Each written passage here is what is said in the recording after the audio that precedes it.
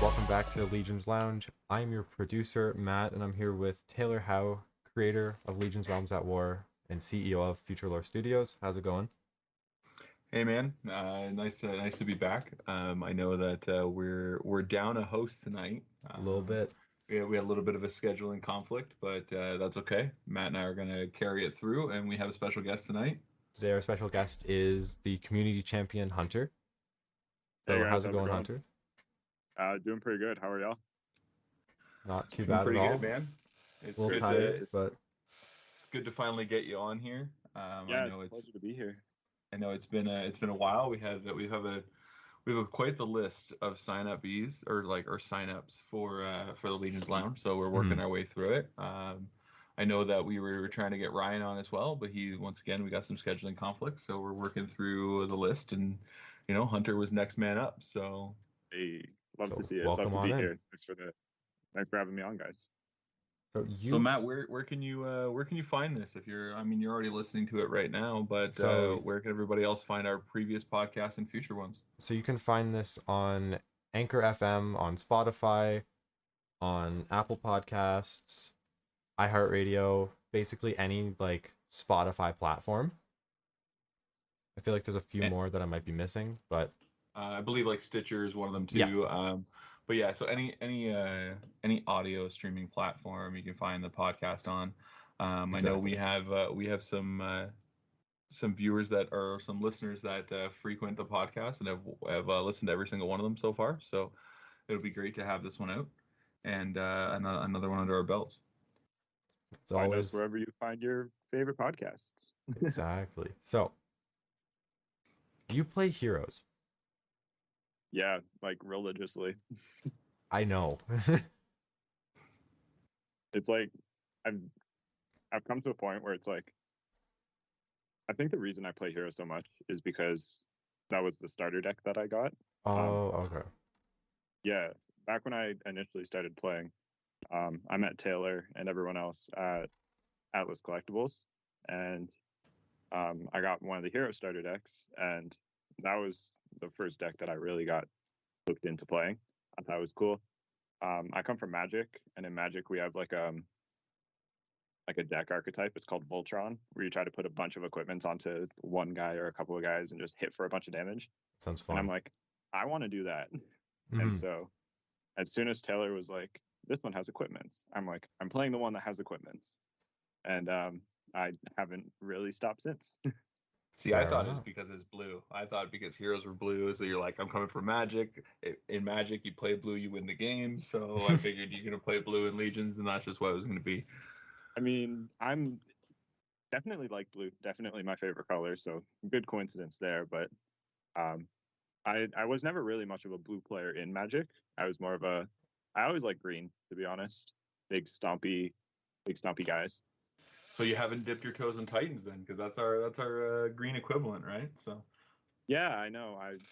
I've been looking on brewing a bunch of different decks, and you know me, I try to dip my toes in, learn the different matchups, and that's how I kind of have my taste of the other decks. But yeah, I think come Empire is definitely a good way to segue into talking about our new set. Empires is definitely going to be a way for a lot of players to dip their toes into a lot of different archetypes. No, with exactly. all these new I think warlords coming out. with Empires though, it's gonna be hard to like build all the decks to learn all the matchups. Mm-hmm. At least with me, I'm definitely because not gonna have 16 decks. I'm gonna need more deck boxes, definitely. Because right now I have about 5 of the 8 legions built. I have a 6th unsleeved, and then I just don't have. Ironically, I don't have heroes and demons, like the 2 decks that you have. Yeah. Like that you main. So. But yeah, I mean, with Empire's Edition, right? Like we're going from it's still 8 legions, but we're going from 8 decks that with some slight variations to 16, right? And plus the variations that come along with that, or anywhere splice hybrids in between. So I think the biggest impact that it's going to have on the game is competitive play, is side decking. I mean, side decking was already pretty streamlined with a little bit of nuance here and there, but is typically you see most competitive players play those those typical bounty lineup in the sideboard as a universal catch-all for a lot of decks. Exactly. And I think with the introduction of, essentially 8 new warlords, 8 new ways of playing the game, I think that 15 card sideboard just became a lot harder to construct. And those play lines, learning all of the different matchups and the different variations when you sit down across from your opponent. Yeah, I know. Exactly. I've been theory crafting a little bit looking in this gallery. And the one thing that I really like in regards to sideboarding when Empires releases or when it's going to release is the fact that there are no bounty cards in this set. A lot of legions are getting a lot of love that they otherwise would have needed to rely on some of the bounty cards for. We see a lot of decks getting really good either negate cards or damage prevention cards, or cards that generally work against a lot of specific matchups and a lot of general matchups as well. So I think I see. Like all eight legions are definitely getting some love. Sideboarding has become a lot more difficult, but there is like a few things that will stay pretty consistent throughout. I feel like Catacombs is gonna. I feel like everyone is talking about Catacombs going into Empires. I think we'll see it in a number of different sideboards, but I think to counteract that, we're going to see a lot more removal in that sense as well.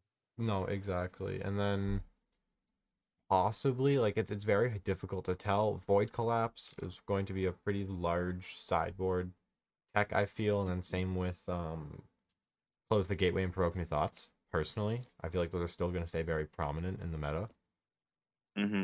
Definitely. But I feel you'll start to see a lot more like I feel you'll start to see a lot more like Legion specific in the sideboards. And I think for heroes specifically, I look at Gaia. Gaia is one of the warlords that I'm very interested in going into Empires on the Rise, and how everything is going to end up with blockade. I think heroes are definitely going to see a bit more of a push to run Stronghold in their sideboard just to push through that blockade that usually other matchups wouldn't be able to get through. And so to shed some light on this topic here for our viewers or listeners that don't know what you're referencing in Gaia, Gaia is not a hero warlord. Gaia is a Titan warlord coming. But unlike the Titans of the past with Prometheus, being an aggro, big, tall, and stompy deck, Gaia is a lot more low to the ground. She has the most consistent heal in the game now. That she's the only warlord in the game that has a generic heal that can literally recover most of her life. And like Mother Nature, she's going to be able to control the elements and turn things to stone. So this is the blockade that Hunter's referring to. Blockade is a mechanic in Legions that basically prevents the opponent or prevents the warriors that gain blockade from attacking or dealing any type of damage. So if you think similar to like a terracotta army or a Medusa turning things to stone. I was literally just going to talk about, like, if I ever play Gaia, I'm naming it Medusa. Yeah, so it's that board control, that lockdown that we haven't seen from Titans before. So this is just one of the very cool little things that are coming in Empires, is that some of the legions that you're typically used to seeing play a certain way are now going to be radically changing. And honestly, it's going to be a heck of a ride for sure. Oh, it's going to be awesome.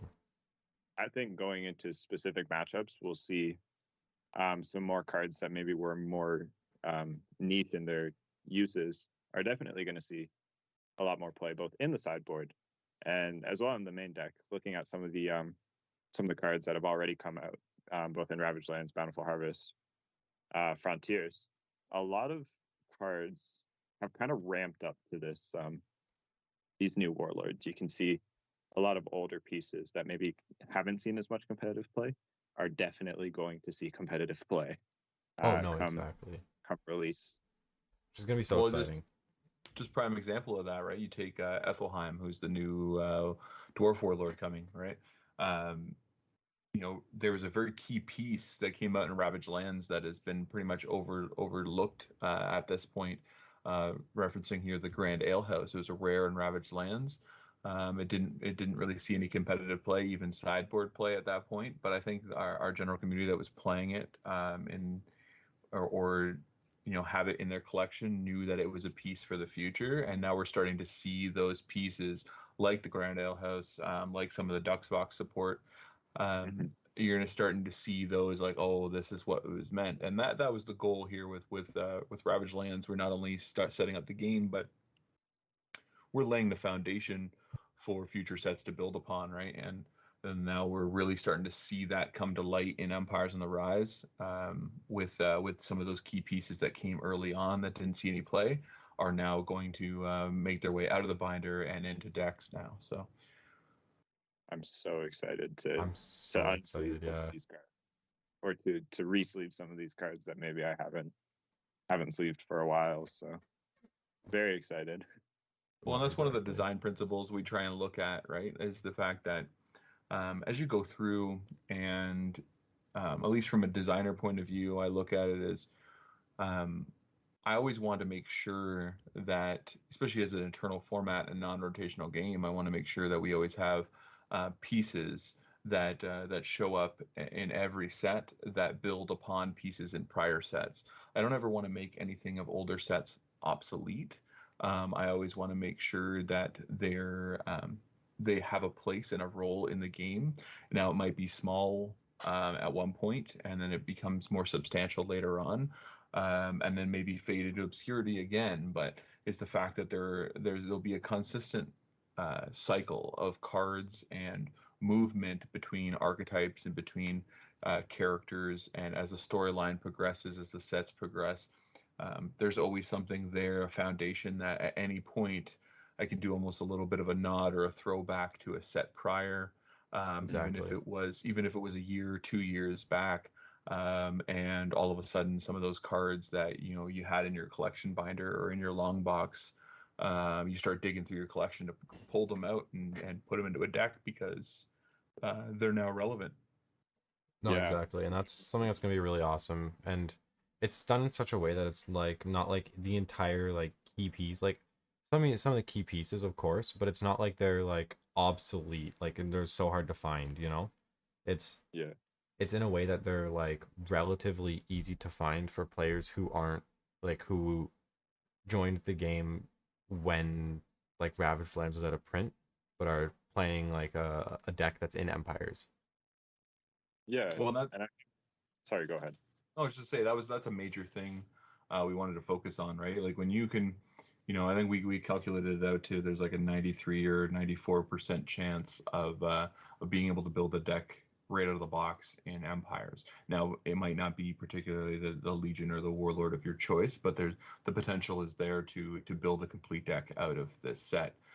Which is the first time we've ever had in Legions. It's always been based off the starter, and then you build from there, or all three sets combined to put together a deck. Now, this is the first time in the game where new players jumping in. This is the best time to jump in because yes, Ravaged Lands is out of print, but like Matt says, we still have some stock left. Some of our stores still have some stock left, and the great players in our community, as we've seen, are willing to not only welcome new players with open arms, but willing to share parts of their collection, give new players some cards or some bulk that they would normally have considered bulk in the past, might not actually be bulk anymore, because it's, once again, going back to laying the foundations in older sets, is those cards that you stuffed into your long box because you're like, hey, you know what, these don't go into my hero deck right now, but they might go into a hero deck in the future.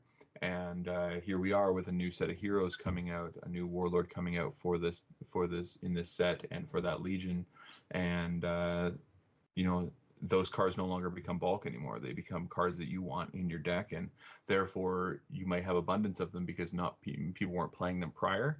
And once again, that's where our community can then lend the hand and extend out and help grow, because they're going to have a whole bunch of these pieces because not everybody was playing them prior. So now they're going to be given out and put into these new players' decks as well. So it's just another way that the community continues to bolster itself, and making older cards continually relevant. It's awesome. Like, I'm so happy for it. It's going to be such an amazing set. I know you very briefly touched on New Hero Warlord.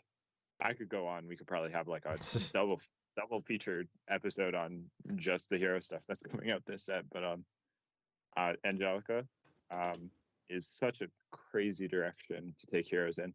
I'm genuinely curious though, Taylor, what made you think that, or like, I guess from a creative design perspective, dice rolling on cards, having a whole archetype surrounding it. Very interesting. I'm wondering where you kind of came up with this idea, where you feel like you wanted it to go. Angelica specifically, for sure. Okay, well, I honestly, you'd expect that to be a much more difficult question to answer, but realistically, me personally, I've never been a person to gamble on a lot of things, or take a lot of chances when it comes to stuff like that, in real life.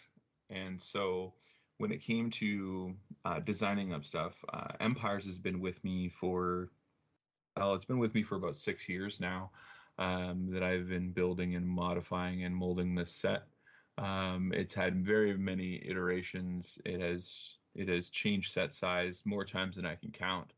And everything has always been moving pieces. But the big thing with me, because Legions has always been a storyline, that are based solely around their characters and how they move through these worlds.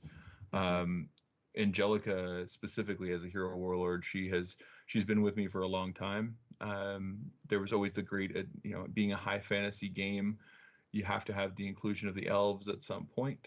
Typically, in any high fantasy, you see elves, like in Lord of the Rings. They're typically the archers, the magic users, and in other games, you see the elves, like in Magic, for instance. They're green and they tap for mana, and they help you.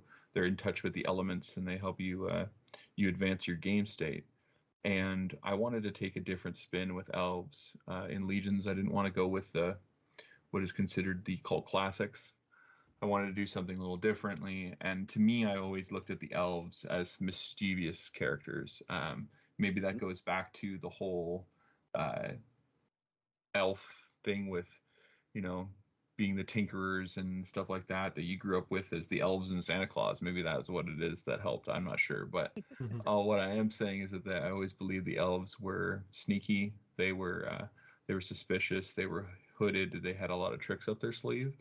And what better way to showcase that than random outcomes? Because when they jump in, when they go to enter a fight, no one's expecting them. They are often cloaked. They jump out of the shadows. They're usually pretty stealthy, and that just fits into the whole rogue, thief, assassin style of play and archetype, and specifically in fantasy tropes. And I wanted to take elves in that different direction instead of being these regal magic users that are just known for their society and their advancements. I wanted them to be a lot more tactical, a lot more strategical, but also because they aren't as skilled as warriors or bred through combat like orcs, or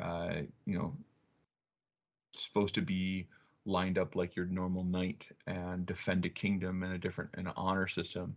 The elves have a different source of honor, and their honor just comes amongst elves, as opposed to almost like a thief pact. Right, that you're not going to betray your fellow thief, right? And I think that that was the best way that I could describe elves. I wanted them to be the smugglers, the rogues, the underlings, the ones that were always going to undermine authority. And I think Angelica really brings that to light. She comes from a broken kingdom. She comes from a kingdom on the edge of destruction. Casa Alvar was once regal, and the Elf Kingdom was once high in glory. And they have long since fallen from that. And the only lasting part of the Kingdom of Alvar is the castle itself. And that's just solely based on elf magic, keeping it alive. So Angelica basically grew up on the fringes. She grew up here and there, traveling around, much like a gypsy, much like a vagabond and a nomad. And she didn't have a lot of guidance.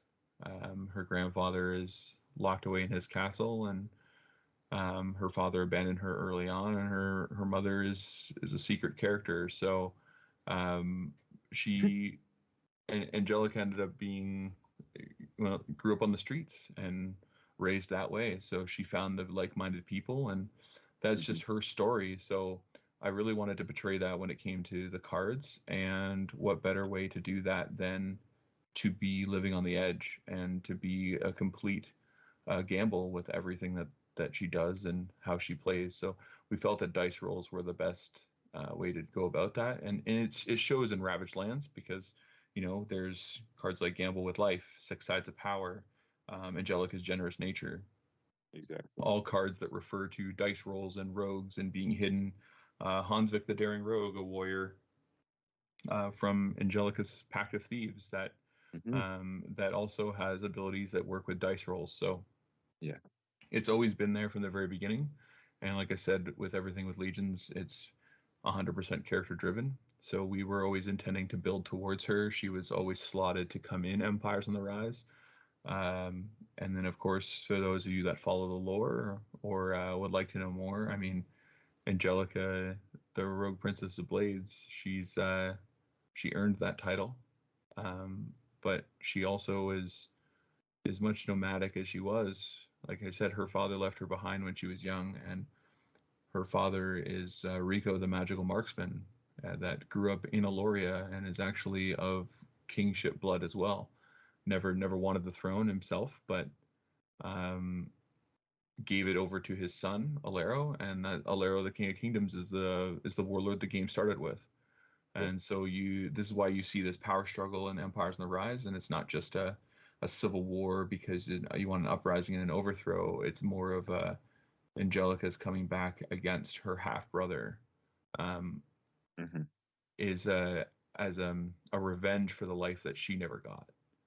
Exactly. So, and she does it the only way she knows how, by chance. So she trusts in the shadows. She trusts in her magic. And she trusts in her ability to rise above everything, like she has done with a chip on her shoulder her whole life. So, hence why she is the Rogue Princess of Blades. She doesn't have a lot of followers, a lot of people that share her mindset, and she's going to be a very interesting deck coming in Empires on the Rise because she'll be the first deck in the game that funnels 100% into the Warlord. She will go at things rogue, and it'll be a different play style for hero players, much like yourself, Hunter, because Angelica is going to be a warlord that is the main source of damage, the main source of or your main win condition. So playing around that is going to be very different in a game that typically uses warriors to defend and attack. So it'll be interesting to see how people pilot it and how they perceive her, because historically, much like you guys know, playing in card games, chance and dice rolls are typically not looked at as competitive because they're not a certain outcome. There's always a level of randomness that it's really hard to judge when it comes to competitive play. But we have some special things coming out that might tip the scales in Angelica's favor. So maybe it's more than just luck. Maybe it's a little bit of, or she creates her own luck. Exactly. It's like altered luck. Yeah, she has her own. I mean, she is Lady Luck, as we see on her card. She controls her own luck, obviously. She has the re-rolling effects, re-rolling cards that she can use, re-rolling those dice. Definitely a big element of chance. But something that you're doing that I don't see a lot of other games doing is finding those ways to manipulate it a little bit. And I think that's what might bring it from the brink of obscurity into maybe a semi-competitive. Yeah, format. I don't want to judge a tier level of the deck knowing half the set, but exactly, it's definitely going to be strong for sure. Do I dare say that she'll be a rogue deck? Or is that too soon? Oh man, I didn't think we had Josh coming in on this episode. That's a Josh joke right there. Well, that's what I mean. Like, it's, what we ultimately wanted to do with Empires on the Rise was for our existing players and our existing community since they've been playing for a full year with the same 8 warlords, we felt as though we knew that we couldn't go the same direction or give you things that were status quo, because we ultimately didn't want the game to be stale for anyone. Exactly. New players don't know anyways. They're coming into a brand new game anyways. So why not drop them in the middle of chaos when it comes to choice and decision? And I think people do pretty well with if you give them a blank page, it seems intimidating. But if you give them only a couple choices and then a lot of variation and depth as opposed to a wide vista of things, typically you start to really see people's creativity. I spent a lot of time listening to seminars, reading articles, listening to podcasts. I live and breathe this stuff. And one of the things I learned from Mark Rosewater's 20 years, 20 lessons. He's one of the designers of Magic, right?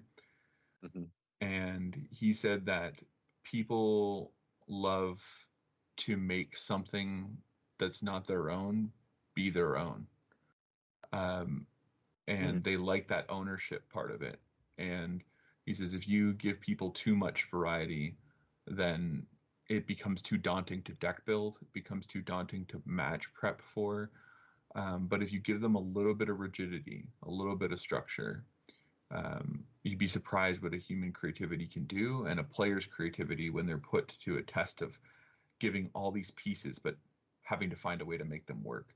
And they take pride in that, whether it's numbers of cards in their deck, the ratio of cards that they play.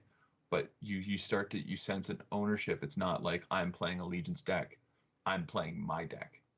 No, I fully agree. Like, that's something I think that I can attest to very well, as I've made, I think, it's close to like 15 decks. I haven't posted all of them, but I have the amount of decks I've seen you come up with, and just the ideas that you'll message me at like 2 a.m. and be like, does this work with this card?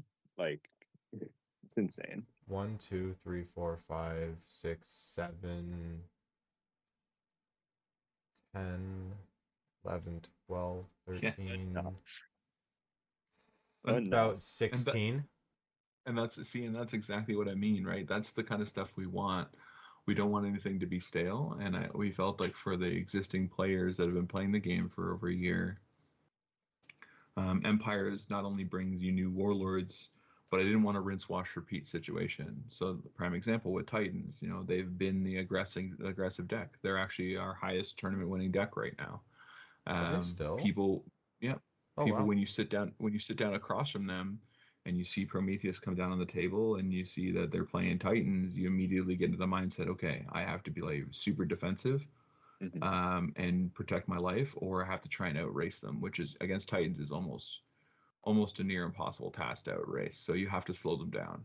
So that's been the notion when you go against Titans. But now when you sit down against a Titan player and they show Gaia off the beginning, you're like, whoa, okay.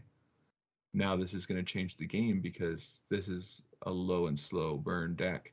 This is typically an angel feel to it. That's gonna slow you down and stop you from doing things, control the board, and then hit you for one big hit. So now it creates an element of not only surprise, but once again, we're giving people the opportunity to create something their own. And like Matt has 16 decks there, and maybe that he realizes that he goes through and like, this deck works better with this, and this deck works better against this Legion. Exactly. I think I have like 2 or 3 instances of just like Michael Angels, and I've been toying with the idea right now of putting in Castiel as the warlord, and then putting in Serena as the guardian. Ooh. Because then Seraphim counter generation with Oblation.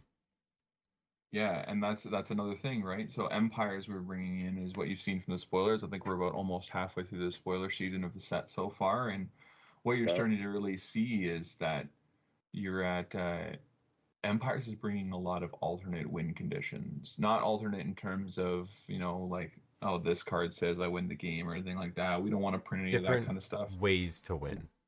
Exactly. And we felt as though that up to this point,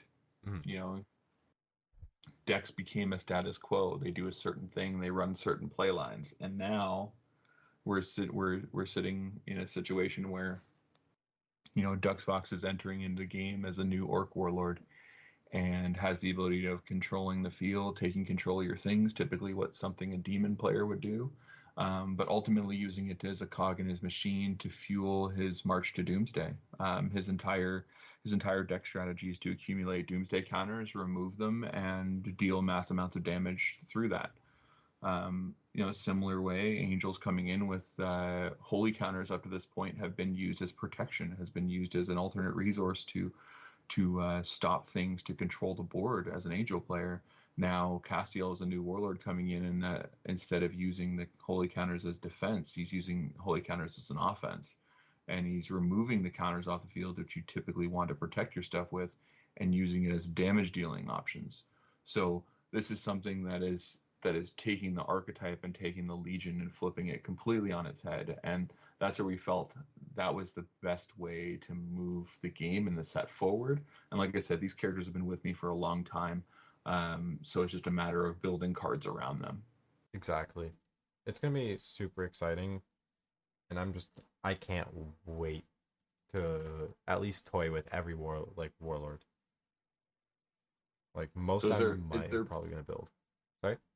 Is there a particular Warlord that you're looking at? Other decks? Like I know Hunter's the Angelica. He wants to dice roll his way to victory. He wants to live the dream of 130 damage on perfect 16 die rolls, but 16 perfect D6s. Yeah. That's a slim chance. I mean, you got to get good at Yahtzee, right? Like. Yeah. So I don't know. I'm really leaning towards Malady. The undead player in me loves playing playing Mortis, hoping I'm gonna enjoy Malady. It's like Angels and it's like Seraphim and Grim mixed together, in a sense. At least how it feels for me. And Angels was actually the second deck I played because I was like, Taylor, what deck do you think there's no representation for? Like it's not seen as much. And he goes, Seraphim Angels. And I go, why is that? He goes, it's super complex. And I'm like, oh, okay. So the following week I bought the Angel Demon starter deck and then just started learning it. I see, and I think that's a really good point to bring up, is the fact that there's this levels of complexity, right?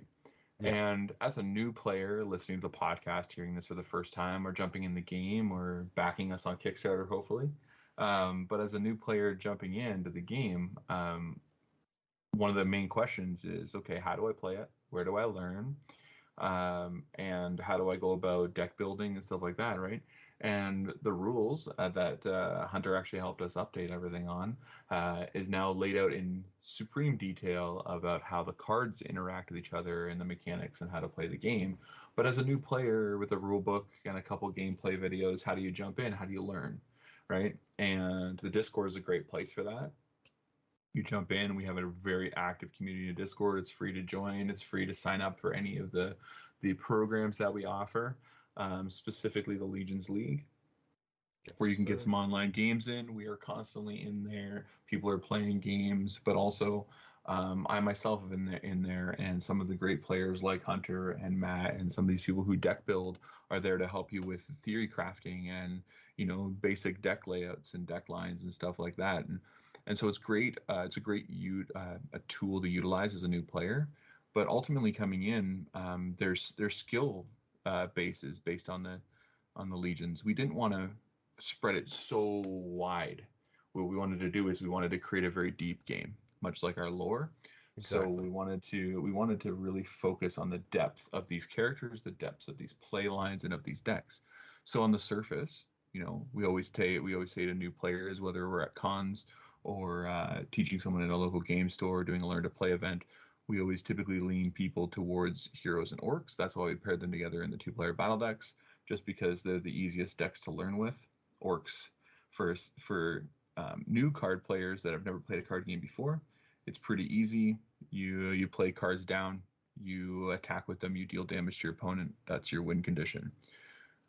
With heroes, like Hunter mentioned previously, you put a couple guys in play, you shield them up, you put a bunch of equipments on them like a normal knight would or a paladin would in battle in any high fantasy trope. They're there to take damage and then deal it back at a certain time. And I think between those two decks, we did a really good job of showcasing all of the card types in the game, whether that be armament cards or active cards that stay face up on the field, similar to enchantments if you come from other games like Magic. But we felt as though those were the greatest, easiest entry points for new players. And we build all the way up towards angels and demons. And we found that demons started seeing a lot of representation from our top tier players, just because of the depth of that deck and the different play lines are quite numerous. I know Hunter has had some experience playing the deck himself. But when it comes to angels, they've seen very little representation because their play lines are very complex, and a lot of strategy comes into it. And it is a control player's deck, right? And ultimately, I think we've seen the least amount of play out of angels competitively, anyways, because a lot of our players are new. We are a new game after all. It's only been a year, so a lot of our players are either new to card games in general or new to just legions, and they want to go with the decks that are either proven in tournament play or that are decks that are easy to pick up, easy to grasp, and easy to play through, right? And I'm not saying angels are complicated by any means. Once you've mastered them, I think you can do very well with them. But we wanted to add that level of skill, basically as an easy entry, easy floor, but a difficult to master type of game where it has a high ceiling. I don't know what you guys think about that, but no, I fully agree, and it's like I think the angel deck is probably the highest ceiling. I'd say Frost Control right now is also pretty close to it. I don't know if you guys agree. And for our listeners at home, what is Frost Control, Matt? So Frost Control, it's a sub archetype of dwarves where it's basically playing around making frost wolves, which are a token with 1 power that has frostbite, which when it's in battle, it halves the opposing warrior's attack only for the battle, and it's just built around playing those and essentially returning, I don't want to say all, but most of the cards on the field to their respective owner's hands, and then slowly chipping away and then making one big turn. So how do you feel about that, Hunter? Where do you feel in terms of what, as a player coming into the game, only a year ago? I know it doesn't seem like that long ago, but it was. And I can't believe it. how did you feel as a player coming from Magic specifically into this? Was it easy to pick up? Was it easy to learn? For anyone that's at home listening, I would love to get that take of the new player entering in and how to go about that learning curve that you often find in new games.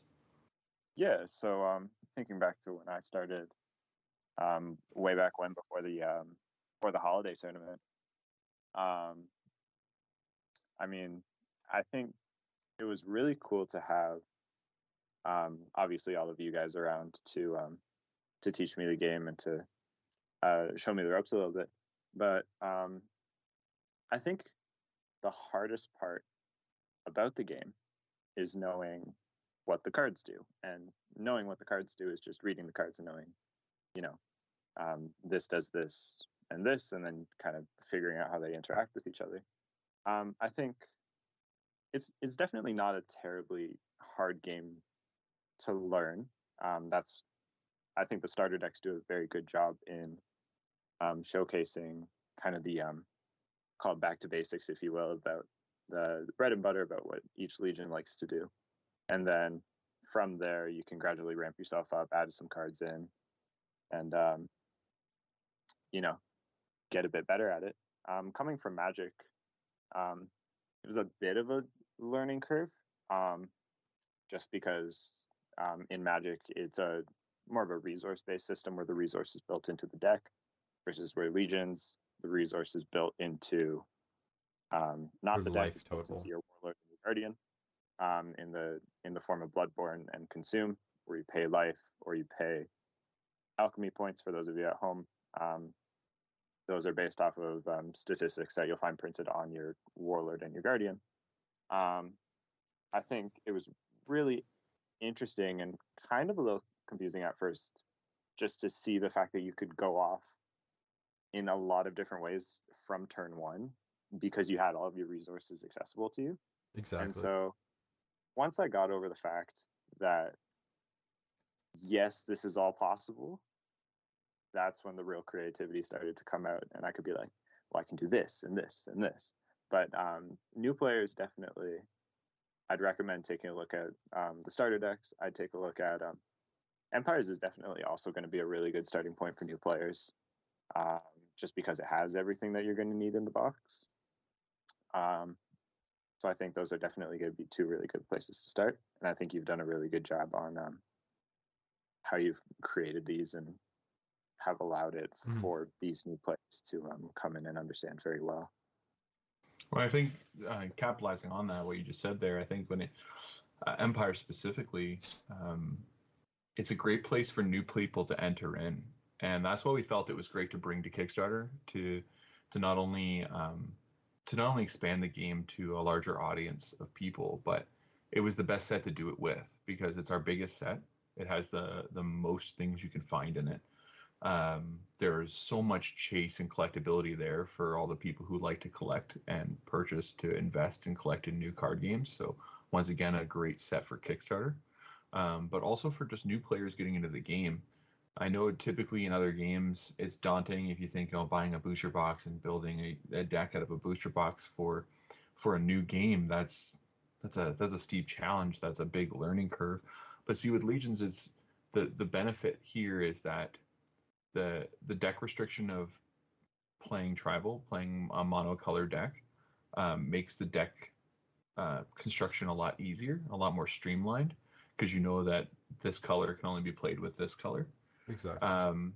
But also, I think Empires was the great set to bring to Kickstarter for this regard, is the fact that it is new to everyone, right? Even our existing players. It's not like you're joining into the game in an expansion set where it's building off of stuff from before. Yes, Empires does have some things, some foundations that were laid early on in the game's history, and there's some cards you'll have to get or purchase online or open from a booster pack or whatever. But ultimately, Empires is new for everybody because it's almost like we joke around with it in the studio that we rebuilt the game in a box. It really does feel like it really does like that. Like it's so you're jumping in, and it's not just new for you as a new player, but it's new for the existing community as well, because you can literally build a deck out of the box for the first time ever in the game's history. So everyone is kind of on an even playing field that way. Exactly. Right? 8 new warlords, 8 new synergies, 8 new veils, 8 new guardians. Like it's a big box. Mm-hmm. It's gonna be. Well, it's not only our biggest set in terms of set size, but it's our biggest set in terms of quantity. Like you're getting 360 cards in a box, right?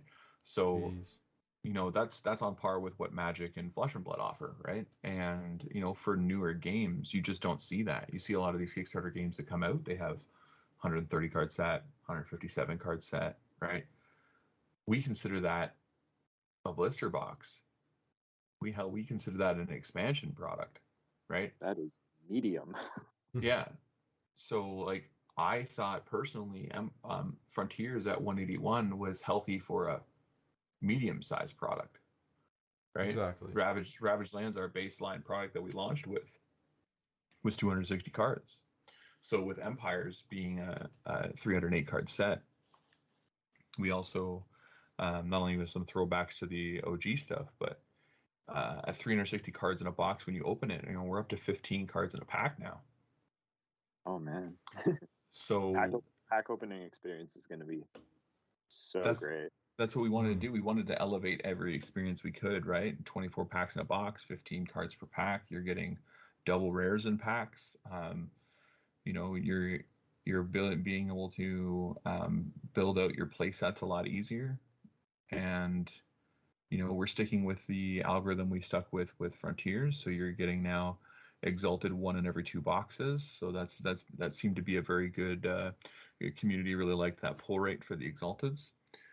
But speaking of the Exalteds, you guys that have been out there hunting for Ravaged Lands Exalteds, we are doing the 2nd edition reprints of the Ravaged Lands 8 Legion specific Exalteds in the set. We're keeping them at the same pull ratio as Ravaged Lands, so those ones are coming 1 in 4 boxes. But replace the 1 and 2, so you could get an Empire's Exalted and a Ravage Exalted in the same box. Yeah, which is pretty cool. So I know that those were pretty sought after pieces.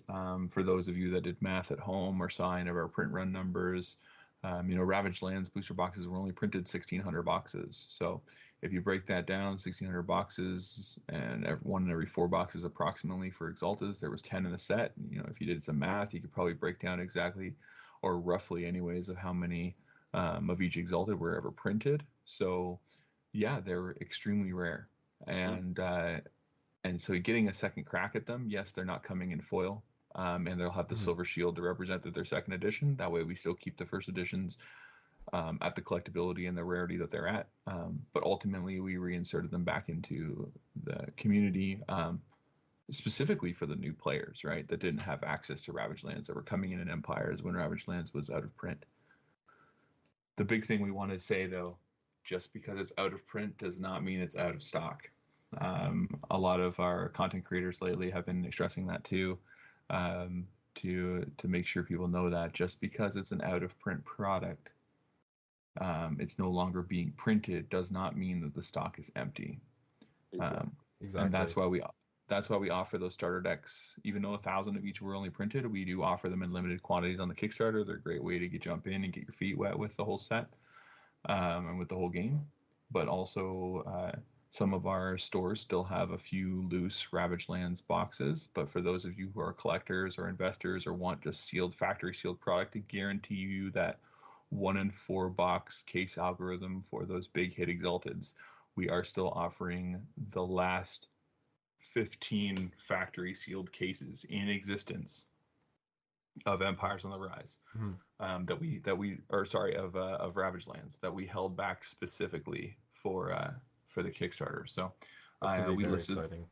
We put them up there. There's only 15 available, and I believe 3 or 4 of them have already been pledged for. So there's not many left. So if you're an investor, a collector, or anybody that wants the original OG set in a factory sealed case, or you want those guaranteed Exalted hits, that's a pretty good add-on for you as well. Exactly. No, and those Exalteds are going to be amazing, right? Like they're some of them are so essential, right? Like Kindle Host, I feel he's essential to the Blast Forge personally, but like something like Baby Doom just makes the deck feel so much more fluid, you know. They're always a really amazing card to go to if you're able to, of course. But if you're not able to, which is my favorite part, if you're not able to, it's not like the deck can't function. Well, prime example of that, Hunter, how long did you play your hero deck without your Galleon's Golden Gauntlets, without your Exalted for your hero deck? I have played heroes without Galleon's Golden Gauntlets for almost the entire time I've been playing the game. I only acquired a pair of gauntlets for the very last 5K tournament, which you actually got from our typical Legion's Lounge host, Andrew, correct? Yep. Yeah, I got, I think you guys picked it up for me when you guys were down in Clarksville, and then it came in. You guys brought it. And, oh my gosh, I was so giddy. But I was able to, without the Exalted, I think I was making consistent top 4s in locals. I had never won, not due to the Exalted, due to my own playing habits, but it's definitely not something that you need. It's definitely something you want and something that'll help. but I never ended up using mine for the longest amount of time. Well, And exactly. as a new player, you're not going to necessarily need it, but it's good to see it. Like in Undead, sorry. Go for it, Matt. Go for it. In Undead, right? I love Baby Doom. He's awesome. But there's a thing I call Baby Doom greed, where off rip you search Baby Doom from your Guardian and keep trying to play around Baby Doom, and deck isn't built for Baby Doom. It's built for Grim. So I've found that I have, hate to admit this, but lost more games because of Baby Doom greed than I have because of Baby Doom. Than I've won because of Baby Doom. Baby Doom greed is real. I think that's with a lot of players, right? They see the shiny, everyone loves shiny cardboard rectangles, right? Like, we all love to see the shine in our hand. We love to see the shine when we play it on the table. We like the power flex it gives us over the opponent when they're like, "Oh, you got that. That's awesome." Winning with those foil cards. That's why foils exist in games, right? People want to bling out their deck. People are, like, in the words of AJ, I love shiny. It's we all love shiny. Let's be honest here. And that's the thing, right? So you see that and you immediately, like, that's what you want to play. You get attracted to that. But one of the things we really, really focused on when it came to game development was that the common, uncommon, and the rares were the bread and butter of the deck, were the ones that you needed to play the deck in its entirety. And ultimately, your main engine of the deck come at those common and uncommon slots. Exactly. And that's the exact reason why we wanted to do it. We wanted to build it to be a player focused game, because, like, how else do you grow a game other than that without a player base, right? You can't have your player base be behind paywalls. It never works out, and it's honestly, like, I don't feel that there is a paywall. It's obviously a good thing if you can find these cards, but, like, it's never a necessity, at least personally.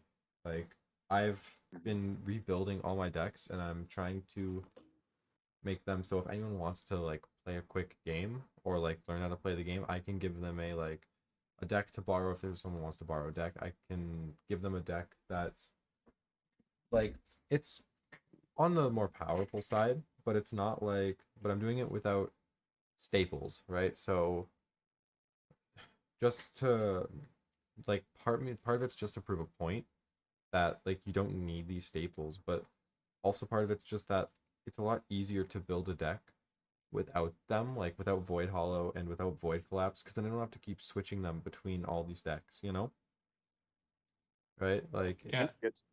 Sorry, go ahead. I think right now I have about 5 or 6 built without it. Well, that's the thing, is I think that a big point here, and I don't want to capitalize over Hunter here. I'm just going to say real quick, I think that that whole concept of having the chase card is exactly what you said, Matt. It comes down to the want as opposed to the need for it, right? Exactly. And that's what we tried to bake into Empires too, right? There's 14 Exalteds in the set. 14 Exalteds, they come one in every 2 boxes. You break that down real quick math, there's 28 booster boxes to get all the Exalteds in a row if you just so happen to be that lucky. But then you also have, like, your I have to say, non-playable. So for those of you out there that think it's a paywall by any means, is not. We have a non-playable countdown card coming with, like, special foil treatment and special art. That's 100% a lore-based card, and that's going to be found. That's going to be found as 1 in 28 boxes as well, right? So there's some chase there, and then of course our Elysian at 1 in 30 boxes. Or 1 Elysian in the set. So, like, there is chase baked in for the collectors and for the people who rarity hunt. But ultimately, those key pieces, like I said, upping us to 15 card packs. You have your 8 commons, your 5 uncommons, and your 2 rares. Like, ultimately, you're getting all your pieces you need in 2 booster boxes. Exactly. And just so everyone listening knows, what's the name of the Elysian? Hey. Oh, nice try. I had to go for it. I had to. Say we won't be spoiling the Elysian just yet. Valid effort, Matt. That was a very good effort. All right, we have to commend that. Took me a second to process. I was like, wait, are we supposed to know this? No. So I think we're getting near the end, but would we want to do the Rally the Realm segment? Yeah, Ooh, we can do I that. was reading this. I was reading about this. Were you prepared? Would you like to spearhead that one? I would love to. So, first off, yeah. Hunter, your favorite Legion is Heroes, so we're gonna do most of these for Heroes. Oh, there's multiple. Okay. So, first off, what's your favorite card in the set? Just in Heroes. Sorry, just in Heroes in general. Just in Heroes. Yes. I gotta say, my favorite card, card that I can't even use it. Back alley Rogue Magic. Back alley Rogue Magic. It's definitely a fun one. card. It's really cool. It's gonna break Angelica, and I love it. Exactly. So you're a very big lore guy. Mm-hmm. So I'm gonna be going after the flavor text of a lot of cards. Oh man. So what is the only card where the hero card where the flavor text just doesn't say anything? Like the character just doesn't say anything. Mystic Druid. Damn. Mystic Druid just has ... Damn, I was not expecting you to get that. I didn't know if Is that the hard question? Oh no. Well, you see it every game, right? Like I play Heroes, I play Mystic Druid. You see it on your board every game. I think that's the card that probably. All right, speaking of another card you see on your board every game, Anti-Magic. Exactly. Who is the flavor text of it? Like who says it? Who said it? Yeah, like I don't need to know like what they say, but who says it? Ooh. Actually, I think I remember vaguely what he says too. It's Hector, and it's something about putting up like a protection field. Yeah. It says, "I believe the druid has cast a protection spell. It feels I am immune to magic." Yeah, and that's because your opponents can't cast anything. Mm-hmm. Flavor on point. On point. It's almost like Taylor like handcrafted the lore himself. I got a couple more. So, okay. On the warrior statue, I know you love your warrior statues. Ooh. It says warrior statues are rumored to be our once fallen warriors from the cataclysmic war. Hopefully, we don't end up like that. Who says that? Oh man, that wasn't a Hector one. There's a lot of Hector ones, but that's not a Hector one. Is it a character that's already on a card, or is it not on a card yet? Not out yet. I don't believe so. Trying to think. Hell, I don't even want to guess in case I'm wrong. I write so many flavor texts. It starts with a G. I'll give you a hint. Starts with G? G. Not Gretchen, because she's not from there. Ganymede? It is Ganymede. Hey. Let's 3 see. for 3, baby. Ooh, I got a fun one. For your next guess. What's what card is like hero starter deck number 6? I'm sorry, you're being this specific. The set number. That's a very specific question. Oh my god. You know this card. You rave about this card.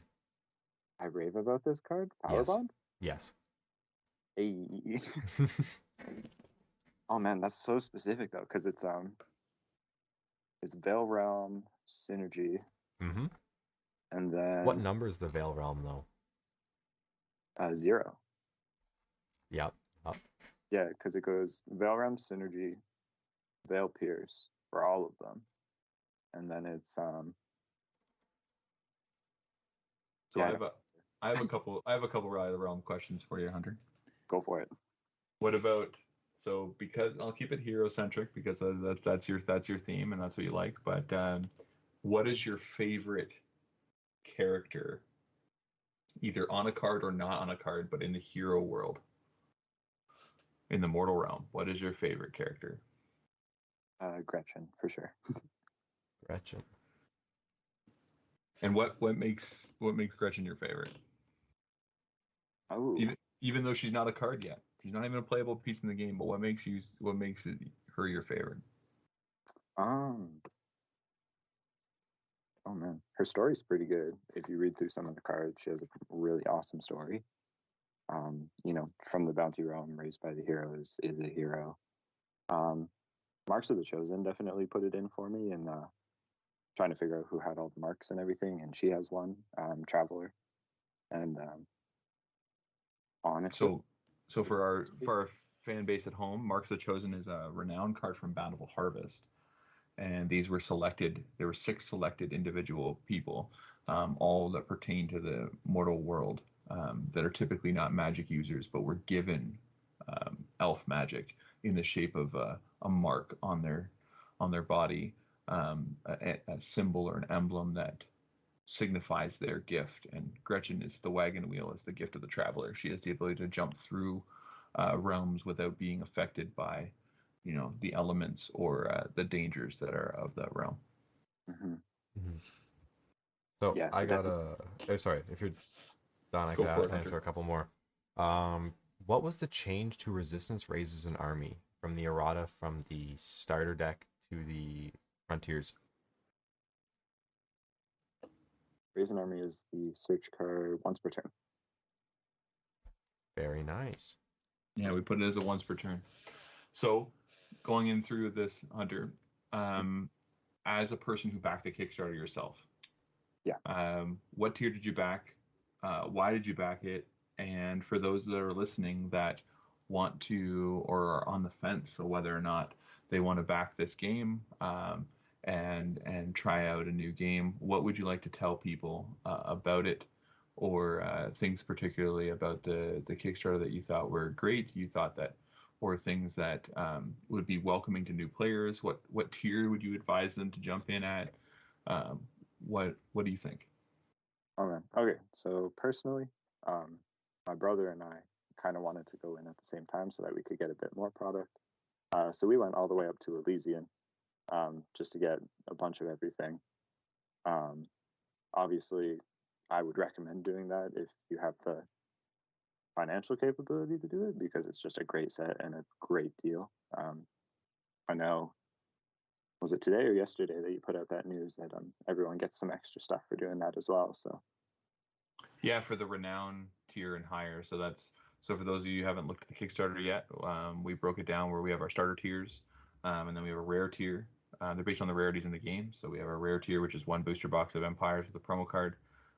Renown tier, which is 3 booster boxes and 2 promo cards.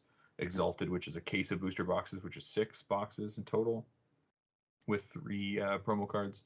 And then the Elysian tier that Hunter's referring to gives you all the bells and whistles. You get the full case of Empires. You get your playset of promo cards.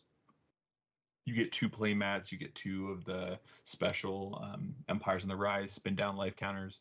And then you also get 3 exclusive Kickstarter green plated Orc Renowns, Warlord, Guardian, and their Exalted Warrior in special green plating. So yes, we launched that promo of you getting 4 free booster boxes, basically 2 booster boxes and 2 expansion boxes, free if you back at the renown tier or higher when we reach our funding goal.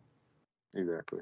For new players, I definitely take a look at starter pack 1 specifically. Heroes, gotta represent. But definitely, depending on your circumstance, boost it up to maybe a rare package or a renowned package as well.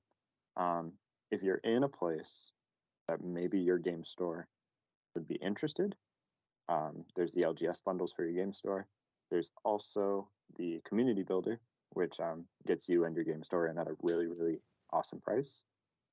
And there's also the original intro bundle. I'm just going through and scrolling down all of these right now, where you get a little bit of everything to start the game. I definitely recommend doing that. But there's so many awesome tiers and so many wicked add-ons that you can put on. I think I'm getting like all the playmats as well. I'm kind of pimping out on this, but definitely a lot of things, and I definitely recommend all of you to go take a look and all of you to back it up. So let's hit that funding. Let's hit that funding, and then also I got another question for you. I'm just running a little short on time, so I think we might make this the last couple. So sounds good. You play Resistance. Currently. Why are Resistance better than Fandorian? I need to know. The question. This is an episode in and of itself. Summarize your essay down to like a few points. I think I don't want to say nostalgia because it's been a year, but like I've been playing Resistance the whole time. Maybe it's just the fact that I don't want to change. And here I am saying I'm going straight to Angelica when Empires comes out, but probably a bit of that nostalgia factor. I think it's just like a different pacing of the deck, and maybe I'm just more used to how Resistance plays out. That's kind of what it comes down to. I don't think it comes to a factor. And which deck do you think is better? Like card-wise? I don't know, because I think I'll spark a controversy with both sides of the coin here, but I think both of them are really close in terms of power level. I know I played Resistance against a Fandorian player at Atlas a couple of times, and we were down to the wire. I think the game that we played, it literally came down to I had Retaliate on the stack, and he had Retaliate on the stack. Oh, this. Yeah, that was so funny. Yeah, it was like, how does priority work again so that, like, who resolves first and who dies? Like, the decks are neck and neck, quite literally.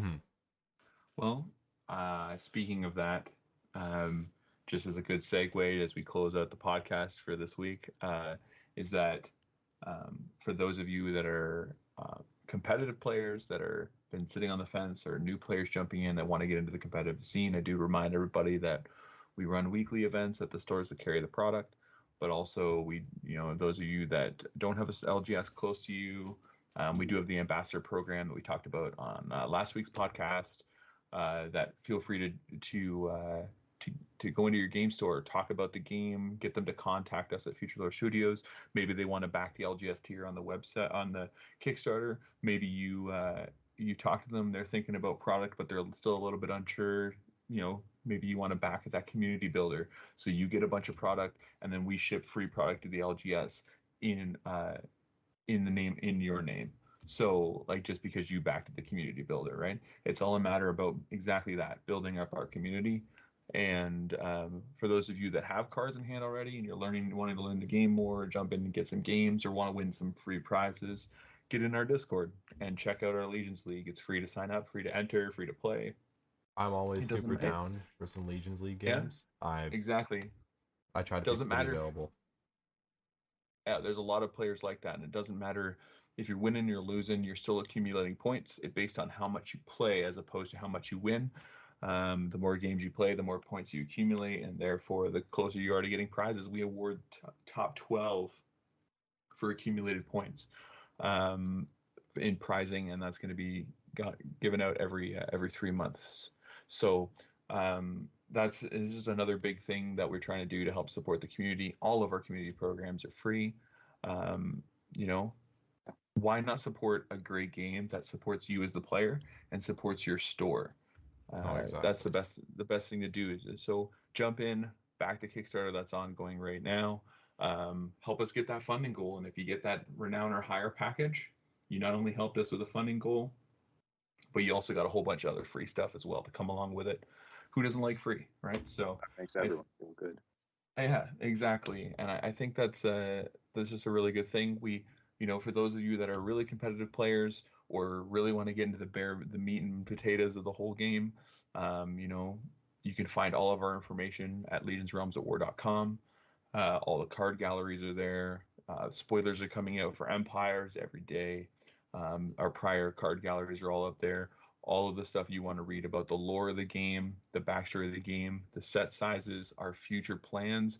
If you're a little unsure about backing a new game, you can look at our future timeline on the website as well. Under the products release, under the game tab, you can see all of the sets to come. So we're not going anywhere. So we want people to know that, and we want to keep pushing forward and creating the best game for everybody. but that community game, the game that a game store wants to have in their store, because it puts butts in seats and everyone gets to have a good time, right? Exactly. So ultimately, that's what we got to say. That's what we're trying to do, and that's what we're pushing to create. And we felt at this point in time, Kickstarter was the best way to do it, to launch our biggest set yet, to expand our community bigger than it's ever been. It's just big on top of big on top of big, and let's get there. So, Hunter, thank you for coming on today. Thank you so much. To talk about Heroes, and for waiting patiently on our sign up sheet for the Legions League. Sorry, Andrew couldn't be here tonight. Prior commitments happen. But hopefully he's back on for the next episode. And Matt, before we go, where can everybody find us again? So you can find this podcast on Anchor FM, Spotify, Apple Podcasts, iHeartRadio, Stitcher. I feel like there's a couple more. I'm not good at remembering all of the places. But ultimately, basically anywhere you can find, yeah, anywhere you can find streaming platform for podcasts or audio at all. It's a great thing to listen to on your drive to or from work on Mondays. That's when we launch the podcast comes out. If you haven't checked out our prior podcast, please make sure you do that. There's a lot of information there. There's a lot of great things to talk about, different guests we've already had on from the community, and awesome guests we have planned coming up. So we even have some other content creators that are going to be joining us, and we're already working on bringing in some Legion artists as well to talk about their experience working with our company and their experience of seeing their art on a printed TCG. So there's a lot to check out in the future, and stay tuned for. If you're not already following us, make sure you follow it. Make sure you back the Kickstarter, and let's get along for this ride to scale this TCG mountain. I look forward to meeting all of you guys in the Discord. I always look forward to meeting new people. But with that, I think we're going to end it there. Awesome. It's great having you, and have a great night, everyone. You too. Good night, guys. Your Legion needs you to be. Take care, everyone.